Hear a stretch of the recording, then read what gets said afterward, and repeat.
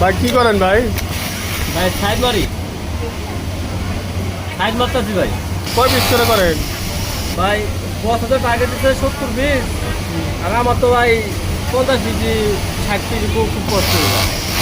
ও, গার্মেন্টসে চাকরি বলে অনেক ভালো।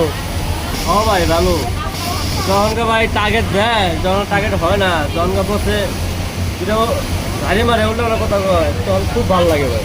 তাই?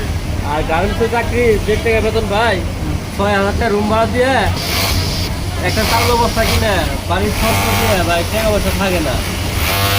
আর সবাই তো ভাবে যে গ্রামের চাকরি খুব কষ্টে সুখের, কিন্তু যারা করে ভাই তারাই বুঝবে যে গার্মেন্টস কত সুখের। ভাই সকালে আসে ৮টার সময়, কয়টা ছুটি হবো তা জানি না, যখন গায়ে একটু খিদা লাগে বাইরে না কিছু খামু বা হে স্বার্থ হয় না, অনেক কষ্ট না? অনেক কষ্ট ভাই। শরীর যদি অসুস্থ হয়, একটা গেট পাস নিয়ে লাগে নিয়ে হেরা তুলে নিতে হয়, বছরের সবাই জানাই তুলে নিতে হয়।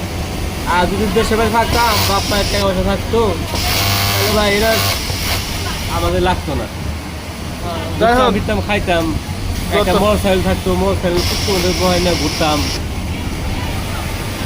যত কষ্টই হোক ভাই, কি আর করার, গরিব হয়েছি।